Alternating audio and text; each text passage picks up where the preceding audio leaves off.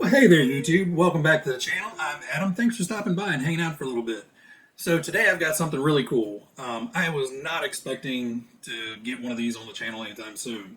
It's a kit that I've been looking at for a while, but I've kind of been putting it off. And then when this came around, I could not pass it up. So recently I was doing my normal browsing for internet deals and was on Amain Hobbies here in the US. So I had to take a double take when I found what I saw. I just couldn't believe it. Got the Monster Beetle Black Edition. So this had been discontinued in the United States for a little while, and I had seen the kits, but nobody had them in stock. And then, everybody started dropping them from the websites or flagging them as discontinued or whatever. So my hopes of getting the Black Edition version of it had pretty much gone down to nothing until they re-release it later on down the road. So I don't know how Amain was able to get these. I don't know whether they're bringing them in from other countries or if they're finally re-releasing them. I don't know. So I've had this for a couple weeks. I've been busy with other projects, and I'm finally ready to dig into this guy. So I'm not going to go through a full unboxing or anything, but I will get everything laid out on the bench and kind of go over it real quickly, put a nice little music behind it or something, and then I'm going to dig into this guy and get building because I'm really excited to, actually see this guy put together. So I'll try to take some pictures along the way, sprinkle them in, and come back with a built kit.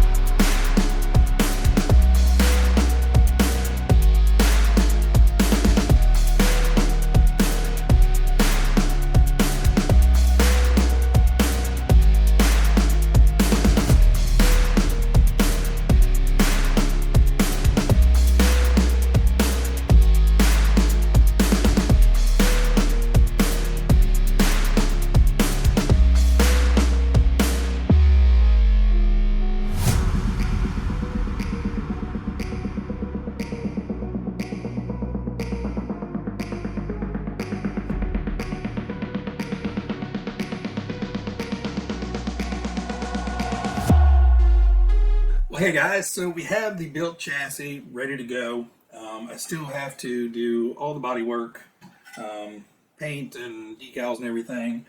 And yeah, I'm going to go ahead and paint it.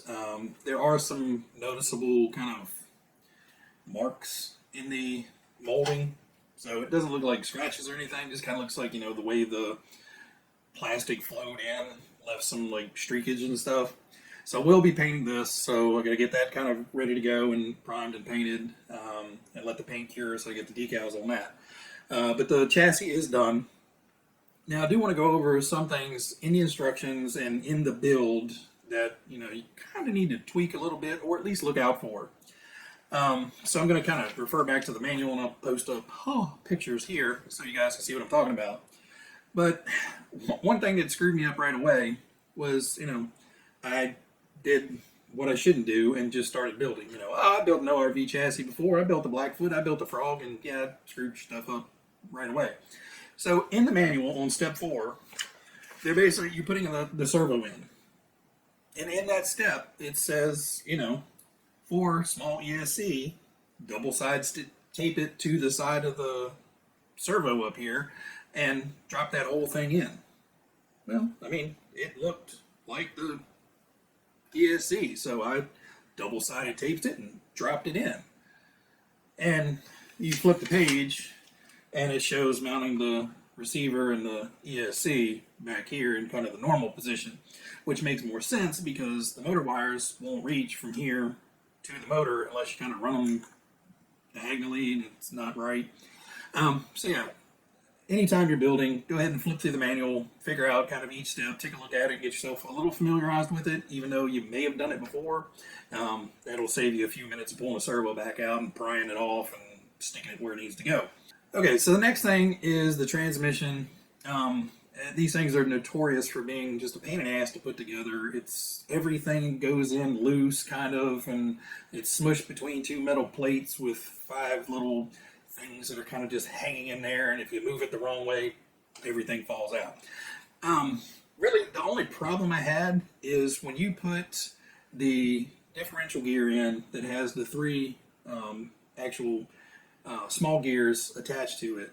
Pay attention to which way you put that in, because I put it in backwards, not thinking anything of it, which doesn't matter really which way it goes in. So basically, I just globbed some grease on there, stuck the gear on, dropped it in, and, went about my day.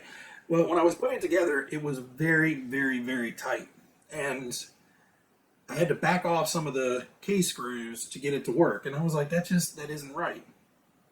So I kind of loosened everything off and wiggled it to, I thought maybe one of the gears wasn't meshing right or whatever. And it felt better, and then I tightened it back up, and it was basically frozen solid again. And I'm like, okay, something's wrong. Tear the whole daggone thing back apart, and I'm looking at the instructions and trying to figure out what I did wrong. And the only thing different was I had that gear the opposite way around of what it calls for in the thing. I put it in the right way, reassembled it, and it works great. I don't know. The only thing I can think of is those gears aren't perfectly centered on that main gear. So if you put it in the wrong way, it's kind of pressing against it. So it's fine now. Works just like it's supposed to. So that's the only thing I can say about the transmission, other than just know going into the transmission build, you're going to need your patience, because it can be annoying and you're going to get greasy and it's going to be a mess. So just build it, get greasy, and clean everything up when you're done. The only tip I have for, building that thing is go ahead and stick the out drives in. Don't worry about which way around. You're going to have to pull them back out and mount them to the axles later. But it just gives that thing something to center that gear on, and you can kind of use them to feel how everything is in that transmission. That way you don't get everything built and then go to put your output shafts in 5 steps later, and, then you realize, shit, something's not right. So one other thing is, when I got it all built and went to put the battery in, I'm using a standard nickel metal hydride, and the battery did not want to go in between these 2 side plates here. I went back in the manual to make sure it didn't require any spacers, because I didn't remember having that issue with the Frog or the Blackfoot when I built it. So a simple fix is, if you're replacing the bushings in the transmission for bearings, which I highly recommend, take those little brass bushings that you replace with bearings in here, or just find something that's roughly 3mm spacing. You can use the little extra spacer on the shock spark tree. You may have to drill it out a little bit, I don't know, but those little bushings work great. Just put those on before you put that battery holder tab on there, and that'll give you about 3mm extra space, which was perfect enough to get the battery in. It has just a little bit of play, but it's not, smashing on the wires like it was before. Plus, if you're running a lipo pack in here or something, it will probably give you that extra amount of space you need. And if you are running lipos and you need more, I'm sure if you built Tamiyas before, you got some of those little bushings around, stick them on the other side, and you'll have about 6mm of extra space in that compartment.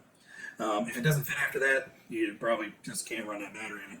Pretty much that's it for the build. Everything other than that went together very well.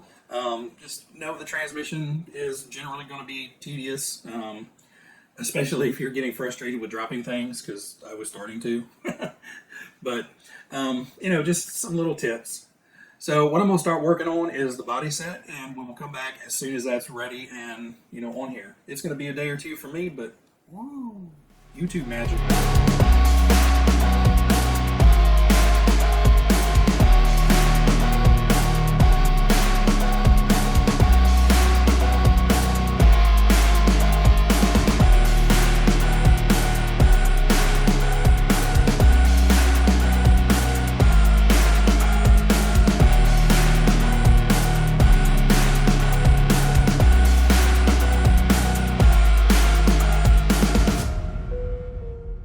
Alright guys, so we got the chassis built, got the body painted, got decals on, got details painted.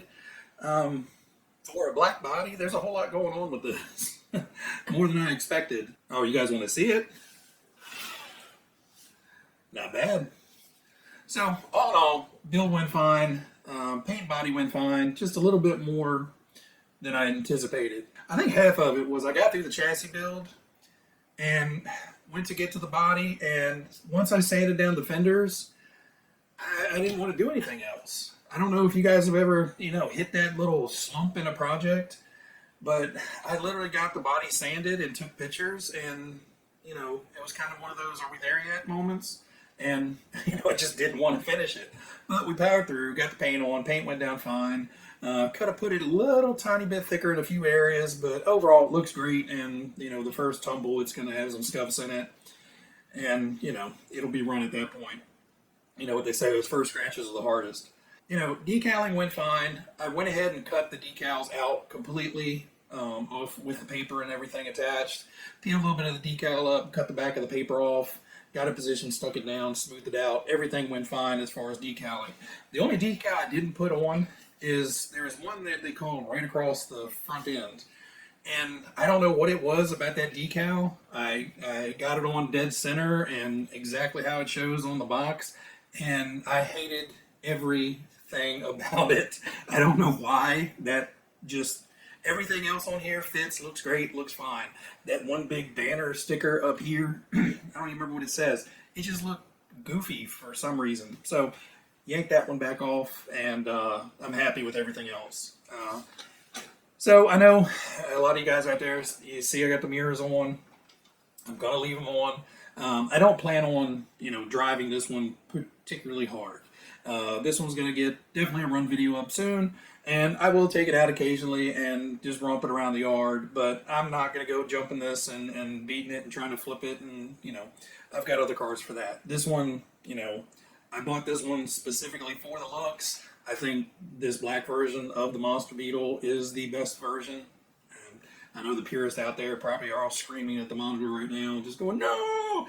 But, that red on red thing, it looks fine. It's just the black on the dark gray. Something about it. The gold, kind of metallic gold stickers on the black, the silver. It just all flows really, really well. I just like this one a whole lot more. Anyway, guys, I'm just going to end this one up with, a quick collage of up close pictures outside with it before I get it out and run it. Make sure we get pictures of it before it gets scratched and scuffed.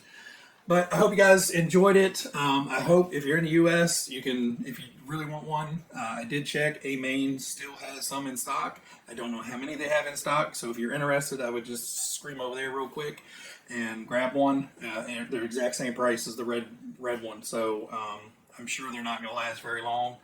But as always, guys, everybody out there, be happy, be healthy, be safe, and I'll get a run video of this up shortly. See ya.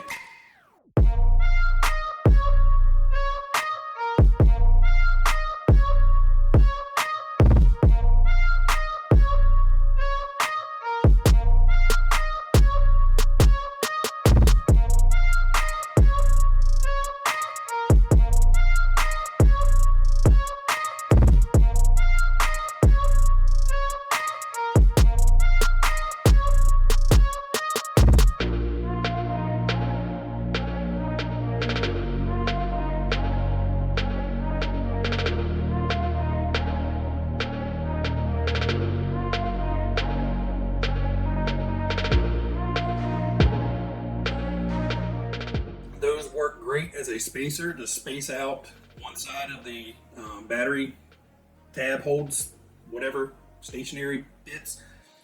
Let me try to say that again because that sounded intelligent.